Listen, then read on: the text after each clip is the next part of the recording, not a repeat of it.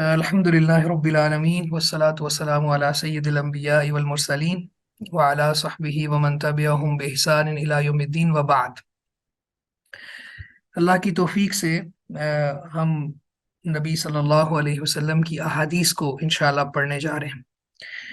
تو آج کے لیکچر میں انشاءاللہ کوشش کریں گے 5 پوائنٹس پہ بات ہوگی، اس میں سے 4 تو انشاءاللہ ضروری ہیں، لازمی طور پر اس کو ہم کور کریں گے، اور اگر ہمارے پاس وقت بچا تو 5واں پوائنٹ بھی ہو جائے گا انشاءاللہ۔ تو سب سے پہلے ہم علم وحی کی فضیلت پر تھوڑی بات کریں گے، اس کے بعد پھر بلوغ المرام جو کتاب ہے، اس کے مؤلف ابن حجر عسقلانی رحمہ اللہ، ان کے حالات کو ہم تھوڑا ڈسکس کریں گے، اور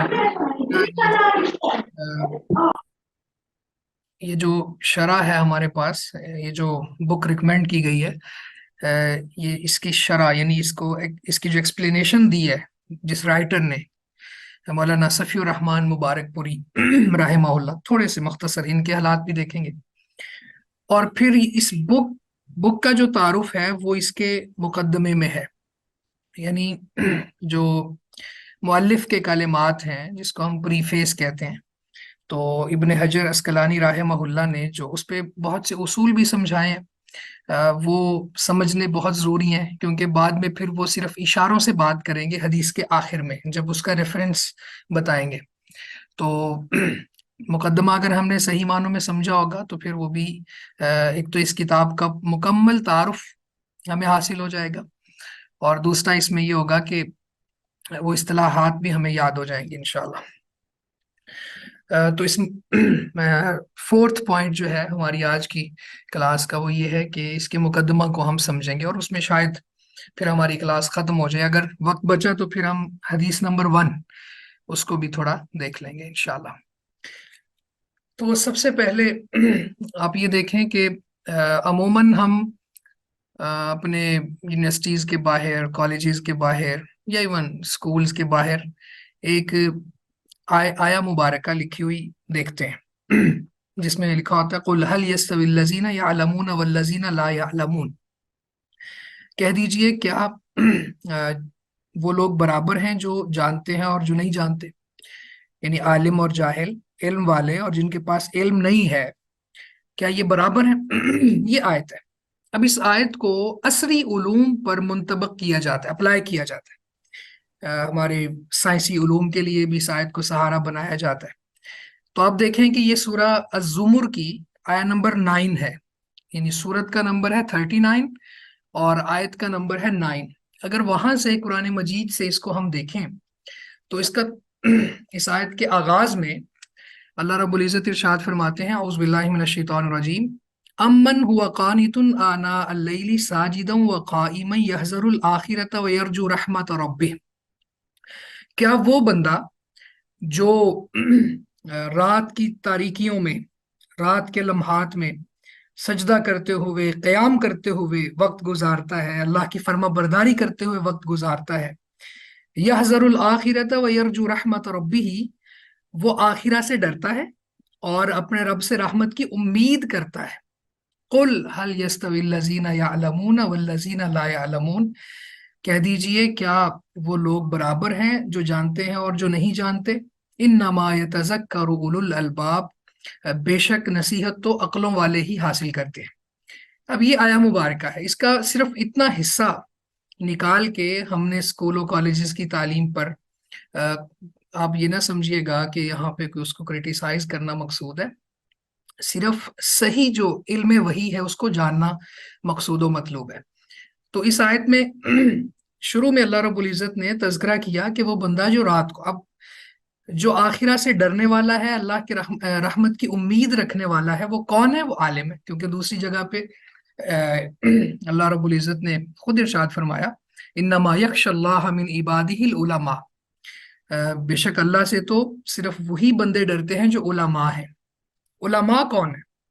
علماء وہ ہیں جو علم وحی کو جانتے ہیں، جن کو علوم نبوت سے واقفیت حاصل ہے، جو نبی صلی اللہ علیہ وسلم کے اوپر نازل ہونے والی وحی جلی قرآن مجید اور وحی خفی حدیث مبارکہ اس سے فیملیئر ہیں، اس کے ساتھ ان کا تعلق ہے، وہ ان کو جاننے والے ہیں.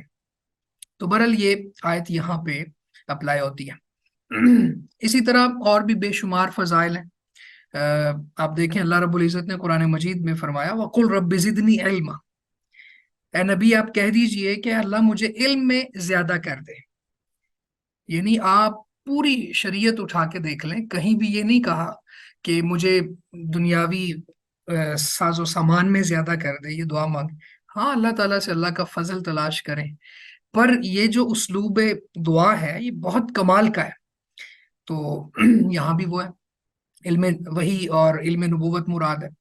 اسی طرح پھر بہت سی احادیث ہیں جس کے اندر جب ہم غور کرتے ہیں تو پتہ چلتا ہے کہ عالم کی ویلیو کیا ہے، علم نبوت کی ویلیو کیا ہے. ایک دو تین احادیث آپ کے ساتھ شیئر کرتا ہوں. نبی صلی اللہ علیہ وسلم نے فرمایا کہ بتاتی ہوں تسلی سے. دنیا میں جو کچھ بھی ہے، پلیز یہ اپنے کیمراز بھی آف رکھیں، مائک بھی آف رکھیں. دنیا میں جو کچھ بھی ہے ملعونہ، الدنیا ملعونہ، دنیا میں جو کچھ بھی ہے ساری کی ساری چیزیں اللہ کی رحمت سے دور ہے. جی تو ایک حدیث آپ کے ساتھ شیئر کر رہا تھا میں. اللہ کے نبی صلی اللہ علیہ وسلم فرماتے ہیں دنیا ملعونہ، دنیا جو ہے یہ اللہ کی رحمت سے دور ہے، اور اس میں جو کچھ ہے وہ سب اللہ کی رحمت سے دور ہے سوائے چار چیزوں کے. ایک اللہ کے ذکر کے، اور دوسرا وما والہ، اس ذکر سے کے متعلقات ہیں جو، یعنی اس ذکر سے ریلیٹڈ چیزیں جتنے بھی. اس کے بعد تیسری چیز ہے عالم، اور چوتھی ہے متعلم. جس نے عالم وہ جس نے علم حاصل کر لیا ہے، اور متعلم وہ جو علم حاصل کر رہا ہے، دین کا طالب علم. تو اس میں بھی آپ دیکھیں کہ چار چیزیں، ان کے سوا دنیا ساری کی ساری اللہ کی رحمت سے محروم ہے. تو اس میں بھی علم حاصل کرنے والا اور علم جس کو آ گیا ہے، جس نے حاصل کر لیا ہے، اگرچہ درجہ کمال تک تو کوئی نہیں پہنچ سکتا، پر اس نے کوشش کی، کچھ چیزیں اس نے سیکھ لی، یا پھر کوئی سیکھنے کے مراحل میں ہے. تو اس حدیث سے ہمیں یہ معلوم ہوا کہ یہ اللہ کی رحمت ہے جس کو اللہ تعالیٰ دین کا علم دے دیتا ہے. اسی طرح جو اللہ کے دین کے لیے علم حاصل کرنے کے راستے پہ چلتا ہے تو اللہ تعالیٰ اس کے لیے جنت میں پہنچنے کا راستہ آسان کر دیتے ہیں. اور نبی رحمت صلی اللہ علیہ وسلم نے فرمایا کہ فرشتے جو ہیں وہ طالب علم کے آگے اپنی رحمت کے پر پھیلاتے ہیں، اور دنیا میں جو چیزیں بھی ہیں بلکہ آسمان میں بھی، وہ سب یہاں تک کہ پانی کے اندر مچھلیاں اور چیونٹیاں سب اس کے لیے دعا کرتی ہیں. تو اللہ تعالیٰ اپنے پورے نظام کو حرکت میں دے دیتا ہے عالم دین کے لیے، دین حاصل کرنے والے کے لیے، متعلم کے لیے. تو بہرحال یہ بہت سے فضائل ہیں. اور اسی طرح اگر ہم کچھ باقی علماء سے پوچھیں تو انہوں نے بھی بہت خوبصورت باتیں کی اس حوالے سے. وہ کہتے ہیں کہ اگر علماء نہ ہوتے تو لوگ چوپایوں کی طرح ہوتے، یعنی ان کو پتہ ہی نہ ہوتا، ان کو دین کی انفارمیشن ہی نہ ہوتی، زندگی گزارنے کا طریقہ کیا ہے، ڈھنگ کیا ہے، کوڈ آف لائف ہے اسلام، اس حوالے سے کس طرح سے پریکٹس کرنی ہے ان کو پتہ ہی نہ ہوتا. تو یہ علماء کی بدولت ہے. تو ماشاءاللہ آپ نے جو قدم رکھا ہے، آپ علم دین کو سیکھنے کے لیے آئے ہیں، تو آپ انشاءاللہ ان ساری فضیلتوں کے حاملین ہیں. اس کے بعد ہم یہ جو بلوغ المرام ہے اس کے رائٹر کی طرف آتے ہیں.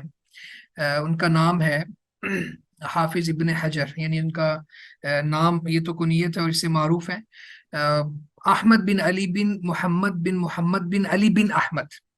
یہ انشاءاللہ اسی بک میں بھی آپ کو مل جائے گا. یہ اور بھی اگر آپ لوگ کہیں گے تو میں آپ کے ساتھ شیئر کر دوں گا. تو ان کا نام احمد بن علی، اور ان کی کنیت ابو الفضل، اور ان کا لقب حافظ تھا، اور شیخ الاسلام بھی ان کا لقب تھا. اور ان کی نسبت کنانی، اسقلانی، مصری، قاہری، یہ سارے ان کے علاقے ہیں جہاں سے ان کی نسبت ہے. اور ابن حجر کے نام سے انہوں نے شہرت پائی ہے، اور آپ کے باپ دادا میں سے کوئی ایک نام تھا یہ. اسی طرح ان کی ولادت کی بات کریں تو 12 شعبان 773 ہجری میں مصر کے مشہور ایک علاقہ ہے قاہرہ، وہاں پہ پیدا ہوا ہے. اور ابھی یہ 4 سال کے ہی تھے کہ یتیم ہو گئے. آپ کے والد فوت ہو گئے۔ یہاں پہ تھوڑی سی بات کروں گا یتیمی کے حوالے سے۔ نبی صلی اللہ علیہ وسلم بھی یتیم پیدا ہوئے تھے، اور پھر 6 سال کی عمر میں آپ کی والدہ بھی چلی گئیں۔ اور اسی طرح جو بلوغ المرام کی پہلی حدیث کے راوی ہیں ابو ہریرہ رضی اللہ تعالیٰ عنہ، وہاں پہ بھی بات کریں گے، وہ خود کہتے ہیں نشأت یتیمن، میں نے یتیمی میں پرورش پائی۔ تو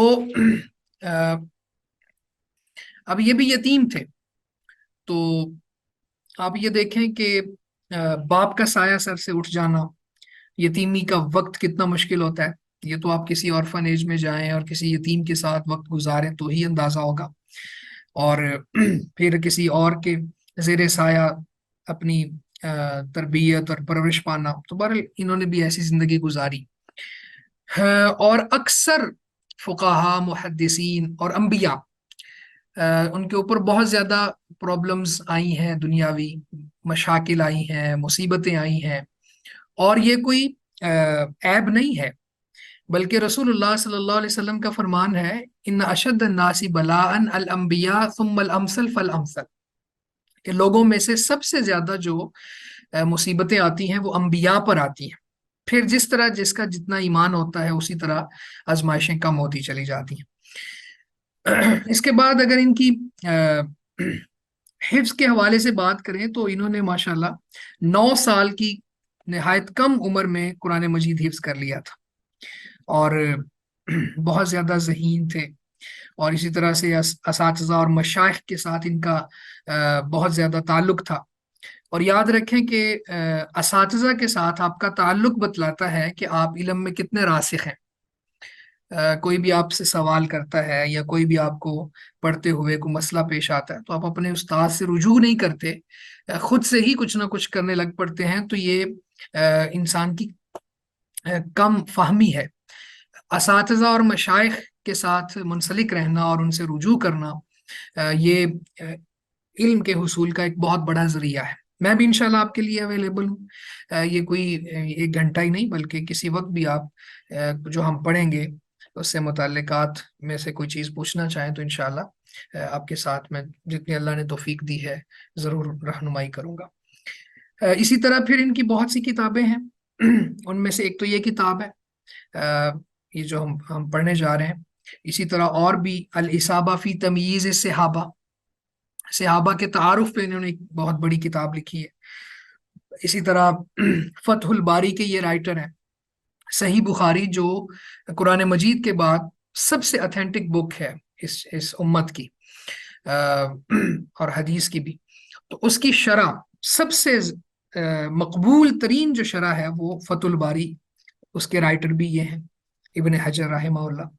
اسی طرح سے لسان المیزان ہے، نخبۃ الفکر ہے، اور الکافی یہ کتاب ہے، تقریب التہذیب ہے، تہذیب التہذیب ہے۔ تو یہ حدیث کے راویوں پر بھی بہت سی کتابیں لکھی ہیں انہوں نے، جن کے اندر ان کا تعارف ہے، کیونکہ جو حدیث کا راوی ہوتا ہے جب وہ اس کا تعارف نہ ہو تو پھر پتہ نہیں چلتا کہ یہ سکا تھا یا سکا نہیں تھا، یہ جھوٹ بولتا تھا یا سچ بولتا تھا۔ تو اس حوالے سے پوری اسٹرگل کر کے بڑی محنت اور مشقت کے ساتھ انہوں نے وہ کتابیں لکھی ہیں جو رجال پہ ہیں، یعنی حدیث کے راویوں کے حالات و واقعات پر ہیں۔ اس کے بعد پھر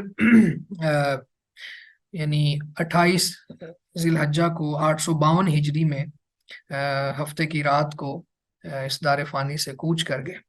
تو بہرحال یہ بلوغ المرام کے رائٹر تھے ابن حجر اسقلانی رحمہ اللہ۔ اب تک ہمارے 2 پوائنٹس کور ہوئے ہیں۔ تیسرا پوائنٹ ہے یہ جو ہمارے پاس بلوغ المرام کی شرح ہے، اس کا نام ہے اتحاف الکرام۔ اس کے رائٹر ہیں صفی الرحمن مبارک پوری رحمہ اللہ۔ یہ انڈیا کے عالم دین تھے، اور ان کی ایک بہت شہرۂ آفاق کی کتاب ہے الرحیق المختوم، جو سیرت پہ لکھی گئی ہے۔ سعودی عرب نے ایک مقابلہ کیا تھا سیرت پہ، تو یہ اول انعام یافتہ کتاب ہے۔ تو صفی الرحمن مبارک پوری رحمہ اللہ اس کے بھی رائٹر ہیں۔ تو انڈیا کے اندر ایک حسین آباد علاقہ ہے، اس کے ساتھ ہی مبارک پور ہے، تو وہاں پہ ایک چھوٹی سی بستی میں یہ پیدا ہوئے، اور پھر بچپن میں قرآن مجید کا بہت سا حصہ انہوں نے اپنے دادا چچا سے پڑھا۔ پھر دارالتعلیم ایک مدرسہ تھا، وہاں داخل ہو گئے تو وہاں پڑھتے رہے، اور ماشاءاللہ اللہ نے ان کو بہت زیادہ علمی ذوق دیا ہوا تھا، جس کی وجہ سے انہوں نے بہت سی کتابیں بھی لکھی اور اس کے ساتھ ساتھ تدریس کا کام بھی کیا۔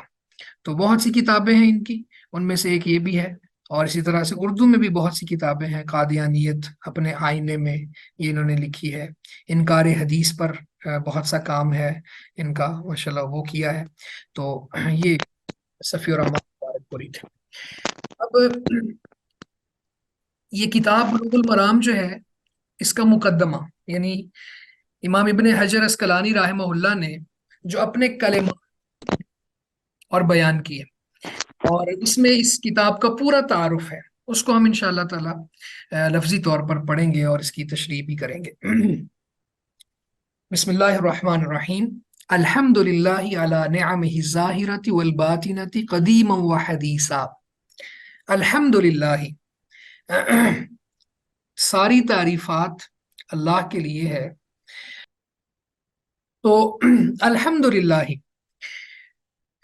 سب تعریفیں اللہ کے لیے ہیں۔ علی نعمہ الظاہرۃ والباطنۃ، اس کی نعمتوں پر، الظاہرتی جو ظاہری ہیں، جو نظر آنے والی ہیں، والباطنتی اور جو باطنی ہے، جو نظر نہیں آتی، قدیماً جو گزشتہ ہیں یعنی پہلے گزر چکی ہیں، وہ حدیثاً اور جو آئندہ آنے والی ہیں۔ اس میں جو لفظ ہے نعم، یہ نعمتن کی جمع ہے، اور آپ ذرا دیکھیں کہ الحمدللہ یہ جملہ بہت کمال کا جملہ ہے۔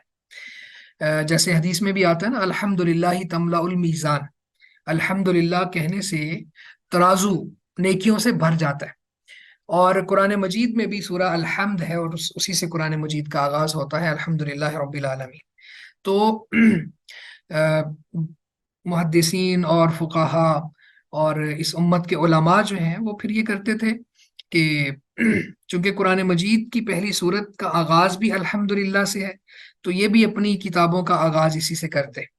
اور ویسے بھی اللہ کی تعریف سے ہی ہر کام کا آغاز کرنا چاہیے، تو اس بات کو بھی مد نظر رکھتے ہوئے وہ اس طرح سے کہتے۔ تو انہوں نے فرمایا کہ اللہ ہی کے لیے سب تعریفیں ہیں، اس کی پہلی نعمتوں، آئندہ نعمتوں، اور وہ نعمتیں جو ظاہری ہیں اور جو باطنی ہیں، سب پر۔ اب آپ یہ دیکھیں کہ جو ظاہری اور باطنی نعمتوں سے کیا مراد ہے؟ ظاہری نعمتیں جو لوگوں پر ظاہر ہوں اور نظر آتی ہوں، جس طرح سے انسان کو اللہ تعالیٰ خوشحالی دیتے ہیں، اس کے پاس مال و متاع نظر آتا ہے، قوتیں، طاقتیں، امن، کھانے پینے کی نعمتیں، یہ سب ظاہری نعمتیں ہیں۔ اور باطنی نعمتوں میں اللہ کی طرف رجوع کرنا، اللہ پر توکل کرنا، اخلاص، نیت میں اخلاص، اس پہ بھی بات ہونی چاہیے تھی کہ ہم چونکہ حدیث پڑھنے لگے ہیں تو اس میں ہماری نیت کو بہت زیادہ عمل دخل ہے کہ ہم یہ علم کس لیے حاصل کرنا چاہتے ہیں۔ اگر تو اللہ کو راضی کرنے کے لیے حاصل کرنا چاہتے ہیں تو پھر یہ واقعتاً ہمارا علم اللہ کی رضا کا سبب بنے گا انشاءاللہ۔ لیکن اگر ہمارا کوئی دنیاوی مقصد ہے یا مفاد پیش نظر ہے تو پھر وہ چیز تو ملے گی، لیکن اللہ اور اس کے رسول کی محبت سے ہم خالی ہو جائیں گے۔ تو نیت میں اخلاص، یہ باطنی نعمتیں ہیں، یعنی جو نظر آنے والی نہیں ہے۔ قدیما و حدیثہ، پہلی جو نعمتیں گزر چکی ہیں، جو آئندہ ملنے والی ہیں، تو نعمتیں ماضی میں جو ملی وہ بھی، جو آئندہ ملیں گی وہ بھی، ان سب پر اللہ کی ہی تعریف ہے۔ والصلاة والسلام علی نبیہ ورسولہ محمد، والصلاة والسلام علی، اور درود و سلام ہو علی نبیہ، اس کے نبی پر، ورسولہ، اور اس کے رسول پر، محمد، جن کا نام محمد ہے صلی اللہ علیہ وسلم، وآلہ، اور ان کی آل پر، وصحبہ، اور ان کے صحابہ پر۔ اب ذرا یہ الصلاۃ کا معنی بھی سمجھ لیں۔ قرآن مجید میں بھی اللہ رب العزت نے اس بات کی طرف لوگوں کی توجہ دلائی ہے، بلکہ حکمن کہا ہے کہ اللہ اور اس کے فرشتے رسول پر صلاۃ بھیجتے ہیں، تو اے ایمان والو آپ بھی بھیجو۔ ان اللہ و ملائکتہ یصلون علی النبی یا ایھا الذین آمنوا صلوا علیہ وسلموا تسلیما۔ تو صلاۃ کی نسبت جب اللہ کی طرف ہو تو اس سے مراد رحمت ہے، اور جب الصلاۃ کی نسبت فرشتوں کی طرف، انسانوں کی طرف ہو تو پھر اس کا مطلب ہوتا ہے کہ اللہ سے رحمت کی دعا کرنا۔ تو ہم اللہ سے رحمت کی دعا کرتے ہیں کہ اللہ اپنے نبی پر بہت رحمت نازل کر، والسلام، اور سلامتی کی دعا۔ تو اسی طرح ابن حجر اسقلانی رحمہ اللہ نے اس کتاب کے آغاز میں اللہ کی تعریف کے بعد رسول اللہ صلی اللہ علیہ وسلم پر صلاۃ و سلام بھیجا، علی نبی ہی، اب اس کے نبی پر، یعنی اللہ کے نبی پر، اور رسول ہی، اور اس کے رسول پر۔ نبی اور رسول کو بھی سمجھ لیں۔ نبی اور رسول میں کیا فرق ہوتا ہے؟ رسول نئی شریعت لے کے آتا ہے، اور نبی پہلے سے موجود رسول جو ہے اسی کی شریعت کو آگے لے کے چلتا ہے۔ تو ہر رسول نبی بھی ہوتا ہے، جس طرح محمد رسول اللہ صلی اللہ علیہ وسلم تھے تو ان کا نام بھی پھر ساتھ ذکر کیا، محمدن، وہ ہمارے رسول جن پر صلاۃ و سلام کی التجا ہے وہ محمد ہے۔ وہ آل ہی، اور ان کی آل پر تو ان کی آل سے مراد ان کی فیملی کے لوگ، اور خاص طور پہ اس میں ازواج مطہرات بھی آتی ہیں۔ بعض لوگ آل میں سے ازواج مطہرات کو نکال دیتے ہیں، تو ایسی بات نہیں ہے۔ اہل البیت میں اور جو آپ کے گھر والے ہیں اس میں سب لوگ شامل ہیں جن کا بھی آپ کے ساتھ تعلق ہے۔ وصحبہ، اور اس کے صحابہ پر، یعنی نبی صلی اللہ علیہ وسلم کے صحابہ پر۔ یہ جو ہے یہ صاحبن کی جمع ہے، صاحبن، وہیں سے صحابیون، تو اس کی جمع صاحب۔ تو جتنے بھی صحابہ تھے، اب صحابہ کو بھی صحابی کی جو ڈیفینیشن ہے یا تعریف ہے اس کو بھی سمجھنا ہوگا۔ صحابی وہ ہوتا ہے جس نے اللہ کے نبی صلی اللہ علیہ وسلم کو حالت ایمان میں دیکھا ہو، حالت ایمان میں دیکھا ہو، آپ کے ساتھ بات کی ہو یا نہ کی ہو، صرف دیکھنا مقصود ہے، اور ایمان کی حالت میں ہی اس دنیا سے گیا ہو، یہ صحابی ہے۔ تو سارے صحابہ جو ہیں ان پر بھی صلاۃ و سلام ہو۔ الذین ساروا فی نصرت دینہ، الذین، وہ، سارو، جو چلے، فی نصرت دینہ، اس کے دین کی نصرت کے لیے، اس کے دین کی مدد کے لیے، یعنی رسول اللہ کے صحابہ جو آپ کے دین کی مدد کے لیے چلے۔ سیرن حسیسا، یعنی بڑی تیزی کے ساتھ چلنا، جو وہ لوگ جو چلے فی نصرت دینہ، محمد رسول اللہ صلی اللہ علیہ وسلم کے دین کی مدد کے لیے، سیرن حسیسا، بڑی تیزی کے ساتھ چلنا۔ ولا اتباعہم الذین وارثوا العلم، ولا اتباعہم، اور ان کے پیروکاروں پر، یعنی ان کو فالو کرنے والوں پر، الذین، وہ لوگ، وارثوا العلم، جو علم کے وارث بنے، اور علم سے مراد علم شرعی ہے، علم نبوت ہے۔ والعلماء ورثۃ الانبیاء، اور علماء انبیاء کے وارث ہیں۔ اکرم بہم وارثا و موروثا، اکرم بہم، اگر اس کو ہم سمجھیں نا اکرم بہم کو الگ سے، تو یہ فعل تعجب ہے، یعنی عربی زبان میں، عربی گرامر میں اس کو تعجب کے لیے استعمال کیا جاتا ہے۔ اکرم بہم، کیا ہی عزت والے ہیں، وارثن، جو وارث ہیں، وہ موروثن، اور جن کا وارث بنا گیا ہے، یعنی علماء اور انبیاء دونوں ہی کتنے عزت والے ہیں۔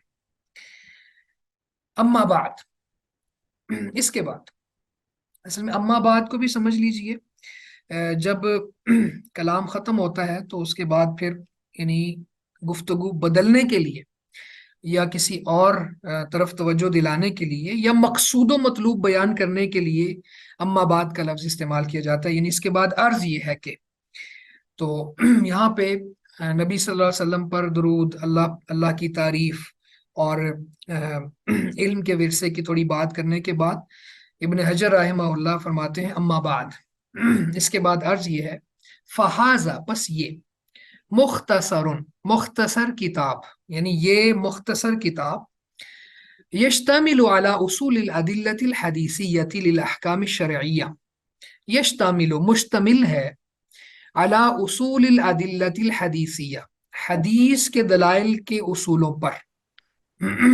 اصول یہ واضح ہے، اردو میں بھی استعمال ہوتا ہے لفظ، اصل کی جمع ہے. الادلہ دلیل کی جمع ہے. اور الحدیثیہ اس کا بھی بالکل واضح ہے. تو یہ مختصر کتاب حدیث کے دلائل کے اصولوں پر مشتمل ہے. للاحکام الشرعیتی، شرعی احکام کے لیے. حررتہ میں نے اس کو لکھا ہے تحریراً بالغاً، بڑی جانفشانی کے ساتھ، بڑی اصل میں بالغاً کا معنی ہے حسب قدرت، جتنی مجھے اللہ نے توفیق دی یہ ہے. حررتہ تحریراً بالغاً، میں نے اس کو لکھا ہے حسب استطاعت لکھنا، یا پوری کوشش سے لکھنا، جتنی کو اللہ توفیق دے اتنا لکھنا.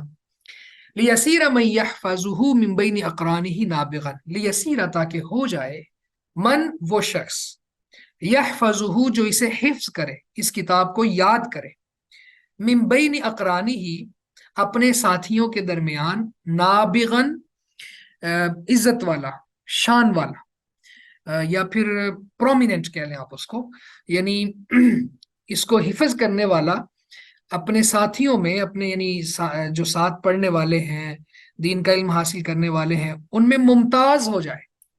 نابغن کا یہ معنی ہے یعنی اس میں پرومیننٹ ہو جائے، اس کو زیادہ علم حاصل ہو جائے.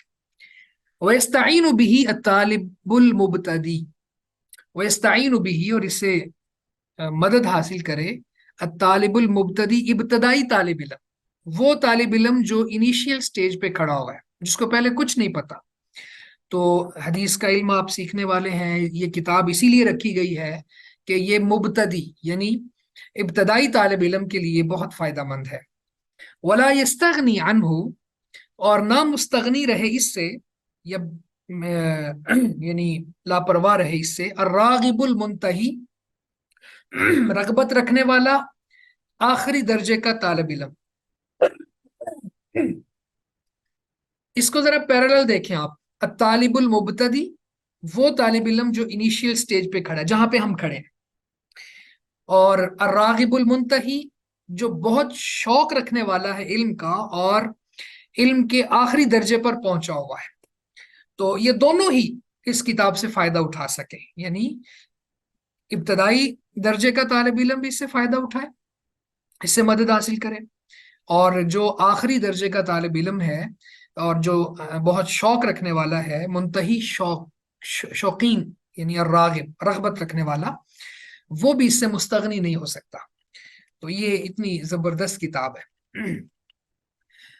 ابن حجر رحمہ اللہ فرماتے ہیں وَقَدْ بَيَّنْتُ عَقِبَ كُلِّ حَدِيثٍ مَنْ أَخْرَجَهُ مِنَ الْأَئِمَّةِ. وَقَدْ بَيَّنْتُ اور یقیناً میں نے بیان کر دیا ہے، عَقِبَ كُلِّ حَدِيثٍ ہر حدیث کے بعد، من اخرجہ من الائمہ اس شخص کو بیان کر دیا ہے ائمہ میں سے جس نے اس کو نکالا ہے، جس نے اس حدیث کو بیان کیا ہے. یعنی اس حدیث کا اوریجن کیا ہوگا وہ ہر حدیث کے آخر میں نے لکھ دیا. یہاں سے تھوڑی سی آپ کی توجہ درکار ہے. لِإِرَادَةِ نُصْحِ الْأُمَّةِ اس امت کی خیر خواہی کے لیے، یعنی امت کی خیر خواہی کے لیے میں نے ہر حدیث کے پیچھے ائمہ میں سے جس نے اس کو بیان کیا ہے، نکالا ہے، اس کا بھی نام لکھ دیا ہے. فَالْمُرَادُ بِالسَّبْعَةِ اب یہ یہاں سے میں نے آپ سے کہا نا کہ کچھ کلمات بار بار آتے رہیں گے، تو پھر میں نے وہاں پہ یہ اشارہ کرنا ہے کہ آپ نے کلمات المؤلف میں یہ پڑھا تھا کہ السبعہ سے مراد کیا ہے. تو اس کو ذرا سمجھ لیجئے، یہ آخری جو چیزیں ہیں اس میں فَالْمُرَادُ بِالسَّبْعَةِ، تو جہاں پہ ابن حجر رحمہ اللہ حدیث بیان کر کے اس کے بعد لکھیں گے نا اخرجہ السبع، کہ اس کو 7 ائمہ نے نکالا ہے تو بیان کیا ہے، تو اس سے مراد کیا ہوگا؟ احمد والبخاری ومسلم وابو داود والنسائی والترمذی وابن ماجہ. احمد، بخاری، مسلم، ابو داود، نسائی، ترمذی اور ابن ماجہ، یہ 7 لوگ مراد ہوں گے. ٹھیک ہے جی. تو السبعہ سے مراد کیا ہوگا؟ جہاں پہ وہ یہ نہیں پھر تفصیلا نہیں لکھیں گے کہ اس کو احمد نے، بخاری نے، مسلم نے، ابو داود نے، نسائی نے، ترمذی نے، ابن ماجہ نے بیان کیا ہے، نہیں، بلکہ جسٹ وہ یہ کہیں گے اخرجہ السبع، اس کو ساتوں نے بیان کیا ہے۔ تو اب ہمارے پاس تو یہ ٹرم آ گئی، اس کو ہم نے سیکھ لیا کہ السبع سے مراد کیا ہے، فوراً ہمیں یاد ہونا چاہیے کہ احمد، بخاری، مسلم، ابو داود، نسائی، ترمذی اور ابن ماجہ، تو یہ مراد ہوں گے۔ وبالستۃ من عدا احمد، اور جہاں پہ حدیث کے بعد وہ لکھیں گے کہ اس کو الستہ، اخرجہ الستہ، کہ 6 لوگوں نے بیان کیا ہے، تو ان سے مراد کیا ہوگا، من عدا احمد، احمد کے علاوہ باقی سب لوگ مراد ہوں گے۔ تو سب سے پہلے جو احمد ہیں، یہ پچھلا جو 7 ترتیب کے ساتھ نام لکھے ہوئے ہیں، یہ ہمیں یاد ہونے چاہیے، تب ہم سمجھ سکتے ہیں یہ آگے ساری ٹرمز۔ تو احمد کو مائنس کر دیں گے، ٹھیک ہے، من عدا احمد، احمد کے علاوہ، بخاری، مسلم، ابو داود، نسائی، ترمذی اور ابن ماجہ۔ تو جس حدیث کے بعد ابن حجر رحمہ اللہ لکھیں اخرجہ الستہ، کہ اس کو 6 لوگوں نے بیان کیا ہے، تو ان 6 لوگوں سے مراد کون ہوں گے، احمد کے علاوہ یہاں سے بخاری، مسلم، ابو داود، نسائی، ترمذی اور ابن ماجہ۔ وبالخمسۃ، اور خمسہ سے مراد کیا ہوگا، 5 لوگوں سے مراد کیا ہوگا، من عدل بخاری، من عدل بخاری و مسلمن، بخاری اور مسلم کے علاوہ، یعنی آپ پھر وہاں چلے جائیں اسی لائن میں کہ بخاری مسلم کو مائنس کر دیں، باقی رہ گئے احمد، ابو داود، نسائی، ترمذی، ابن ماجہ، یہ 5 لوگ، تو وبالخمسۃ سے مراد ہی ہوگا۔ اسی طرح سے وقد اقول الاربعۃ واحمد، کہتے ہیں کبھی کبھی میں یہ بھی کہوں گا کہ اس کو 4 لوگوں نے بیان کیا ہے اور احمد نے بھی بیان کیا ہے۔ تو وبالاربعۃ، اور اربع سے مراد ہوگا من عدا الثلاثۃ الاول، پہلے 3 لوگوں کے علاوہ۔ آپ ذرا دیکھیں پہلے 3 لوگ کون ہیں، احمد، بخاری، مسلم، ان کے علاوہ باقی جو 4 ہیں وہ الاربع ہیں۔ تو وبالاربعۃ، اور اربع سے مراد کیا ہے، من عدا الثلاثۃ الاول، پہلے 3 لوگوں کے علاوہ، یعنی احمد، بخاری، مسلم کے علاوہ یہ ابو داود، نسائی، ترمذی، ابن ماجہ، یہ الاربع میں آئیں گے۔ تو ابن حجر رحمہ اللہ کہتے ہیں کہ میں کبھی کبھی یہ بھی کہہ سکتا ہوں کہ الاربعۃ و احمد، کہ اربع نے اور احمد نے، تو اس سے مراد پھر کیا ہوگا، یہ احمد اور اسی طرح پھر اگلے ابو داود، نسائی، ترمذی اور ابن ماجہ۔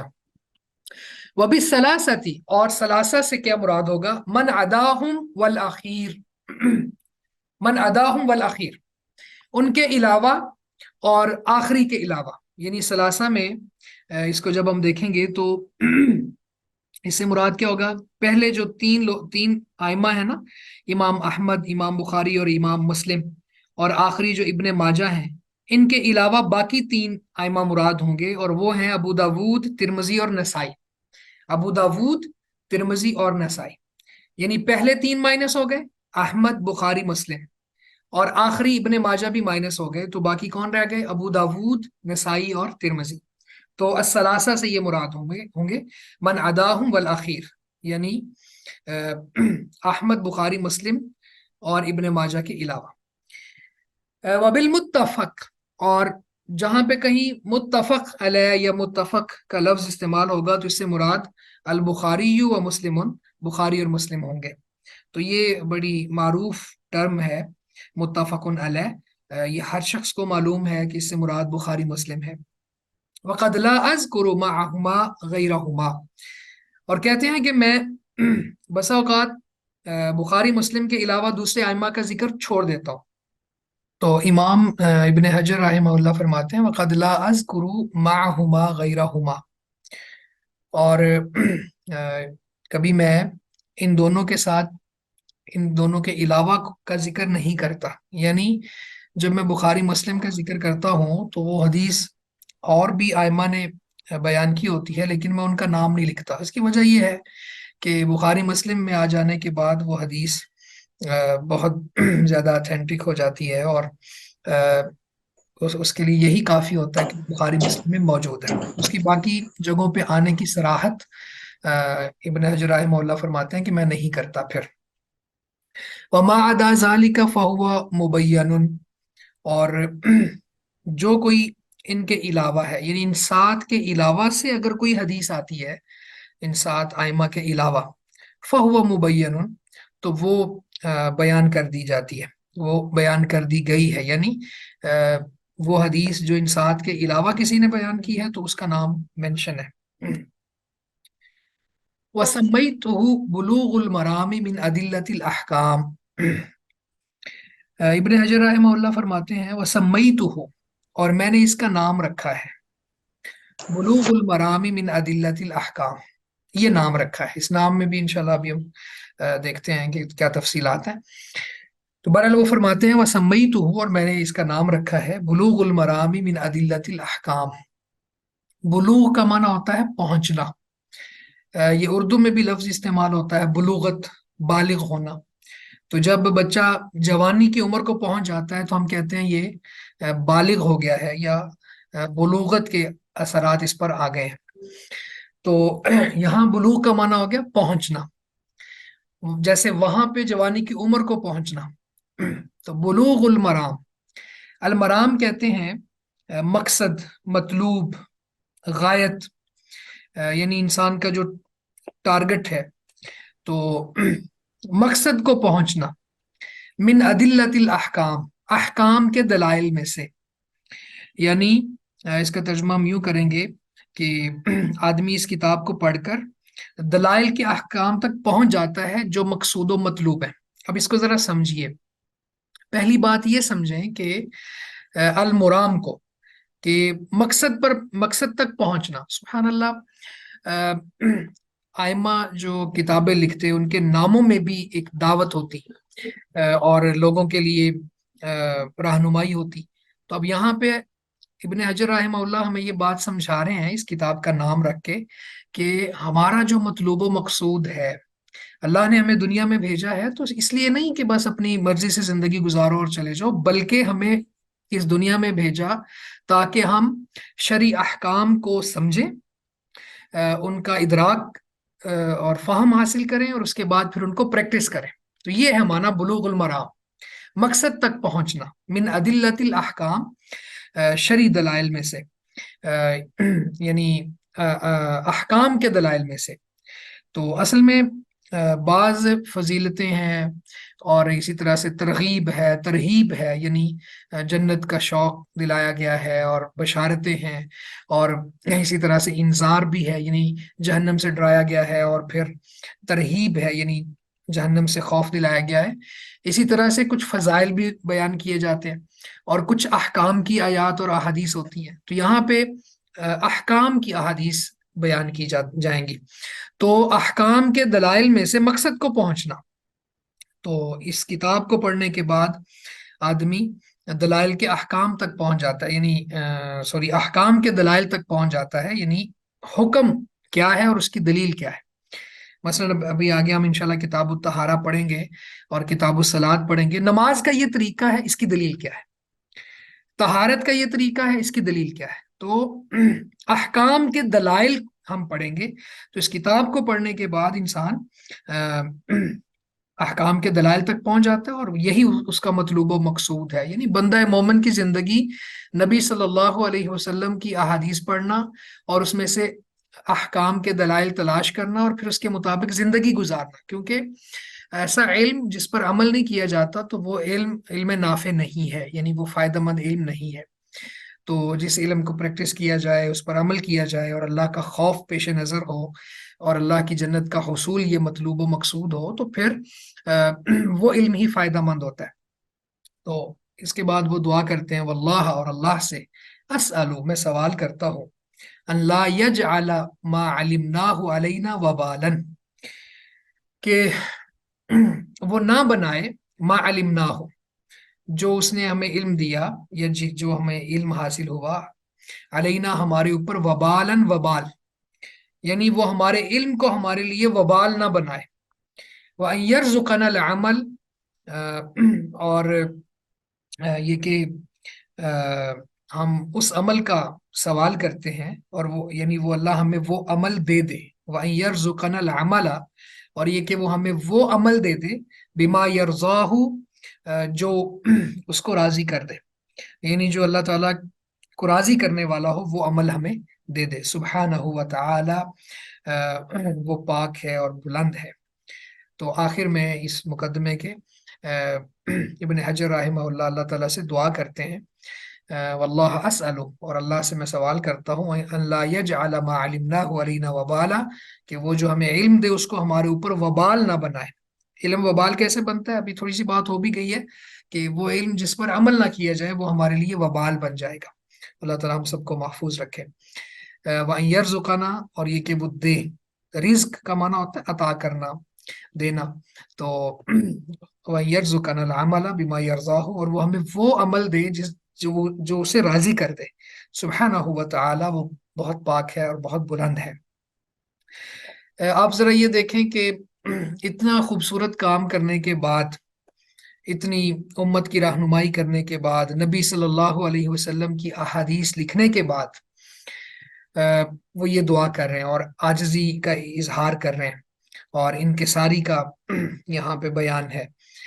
تو یہ صرف ابن حجر رحمہ اللہ ہی نہیں، آپ انبیاء کو دیکھیں یا پھر اور متقین کو دیکھیں جن کو اللہ نے دنیا میں موقع دیا اور اپنے دین کا کام لے لیا، تو انہوں نے بعد میں پھر یہی کیا. قرآن مجید کو جب ہم دیکھتے ہیں تو یوسف علیہ السلام نے بھی ایسا ہی کیا.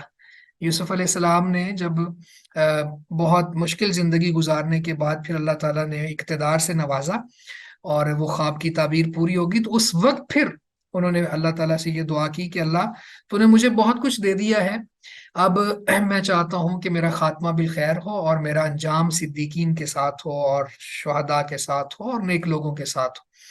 تو فوراً اپنی آخرہ کی فکر کرنا. اسی طرح سے ذوالقرنین کو آپ دیکھ لیں کہ سورہ کہف میں ان کا واقعہ موجود ہے. انہوں نے جب زمین میں مختلف ڈائریکشنز میں سفر کیے اور ان سفروں کے بعد پھر اسی طرح بہت بڑے بڑے کام کرنے کے بعد، خاص طور پہ یاجوج ماجوج اور اس قوم کے درمیان بہت بڑی رکاوٹ کھڑی کر لینے کے بعد، انہوں نے بھی یہی کہا کہ ایک وقت آئے گا کہ جعلہ دکا، کہ اللہ تعالیٰ اس کو ریزہ ریزہ کر دے گا اور میرے رب کا وعدہ سچا ہے. تو وہاں پہ عاجزی ہے اور آخرہ کو یاد کرنا ہے. تو اسی طرح ابن حجر رحمہ اللہ بھی یہاں پہ اللہ تعالیٰ سے دعا بھی مانگ رہے ہیں اور آخرت سے ڈر بھی رہے ہیں. تو یہ مقدمہ تھا جس کو پڑھنا بہت ضروری تھا. اور اس میں خاص طور پہ یہ آپ کے ساتھ میں نے بک شیئر کر دی ہے، اس میں یہ جو الفاظ ہیں ان کے معنی مطالب یہاں پہ کچھ نہ کچھ لکھے ہوئے ہیں. اور یہ جو خاص طور پہ السبعہ اور الستہ الخمسہ وغیرہ یہ جو ٹرمز ہیں ان کو آپ نے یاد کر لینا ہے. یہ لکھ کے اپنے پاس رکھ لیں گے تو انشاءاللہ یاد رہیں گے. اس کے بعد انشاءاللہ ہم آغاز کریں گے کتاب الطہارہ کا. تو طہارت کیا ہے، اس کی کون سی اقسام ہیں، اور پھر اس میں اللہ کے نبی صلی اللہ علیہ وسلم کے فرامین کیا ہیں اور آپ کے ارشادات کیا ہیں. یہ ساری چیزیں انشاءاللہ تعالی ہم اگلے لیسن میں اور اگلی کلاس میں پڑھیں گے. اللہ تعالیٰ ہمیں توفیق بخشے کہ ہم نبی صلی اللہ علیہ وسلم کے فرامین کو، آپ کی احادیث کو سمجھنے والے بن جائیں اور اس پر عمل کرنے والے بن جائیں.